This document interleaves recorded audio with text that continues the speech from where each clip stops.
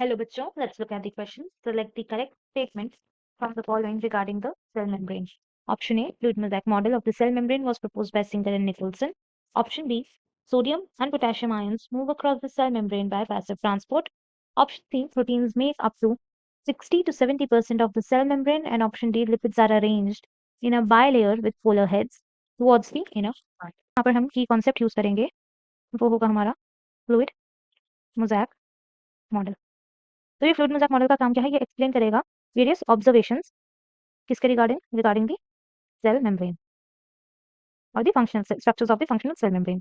तो ये मॉडल किसने दिया था? It was given by two scientists named S J. Singer and G L. Nicolson. इन दोनों ने ये मॉडल कब दिया था? It was given in 1972। Singer और निकोलसन ने क्या एक्सप्लेन करा कि जो सेल मेम्ब्रेन है ये लिपिड बाइलेयर है। It is made up of a bilayer जो कि लिपिड की बनी होगी और हर एक फॉस्फोलिपिड के पास क्या-क्या होगा? It will have a hydrophobic tell और एक हाइड्रोफिलिक हेड। बाइलेयर इस तरीके से अरेंज्ड होगी कि जो हाइड्रोफिलिक हेड्स होंगे वो कैसे होंगे? They will face the outside और ऑन द सेकंड हैंड जो हाइड्रोफोबिक होंगे यानी हाइड्रोफोबिक टेल्स वो कैसी होंगी? They will face inwards away from the water. तो ये अरेंजमेंट क्या करेगा? It will act as a barrier for the most water soluble substances.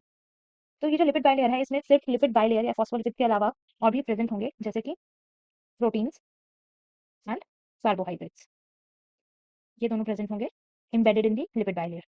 तो अगर हम यहाँ पर ऑप्शंस देखें तो पहला कि जो फ्लूइड मोज़ैक मॉडल है that was proposed by Singer and Nicolson, तो ये तो करेक्ट है। सेकंड है कि जो पोटेशियम आयंस और सोडियम आयंस हैं they will move across the cell membrane by passive transport, तो ये स्टेटमेंट हमारा गलत है। ऐसा क्यों? क्योंकि ये कैसे मूव करेंगे? They will move by the active transport not the passive transport, क्योंकि जो सोडियम पोटेशियम पंप है वो एग्जांपल ही एक्टिव ट्रांसपोर्ट का है। इसमें क्या होगा? जो सोडियम है that will move out of the cell, so here sodium will move outside the cell और जो पोटेशियम आयंस हैं तो पोटेशियम आयंस क्या करेंगे? They will get into the cell against the concentration gradient.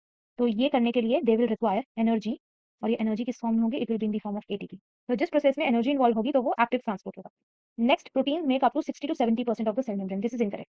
Cell membrane के पास protein present होंगे पर ये किस फॉर्म में होंगे? ये एम्बेडेड होंगे इन दी बाइलेयर और बाइलेयर किसकी बनी हुई है? It is made up of lipid. तो जो मेजॉरिटी होगी that is made up of lipid.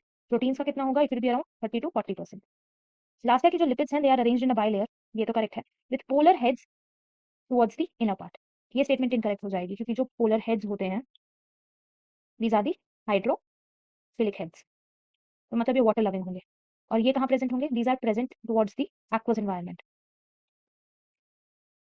और ये एक्वस एनवायरनमेंट दोनों जगह होगा, आउटसाइड भी and inside of the cell. तो ये स्टेटमेंट भी करेक्ट है। Therefore, option A will be the correct answer. I hope you guys understood it well. Best of luck.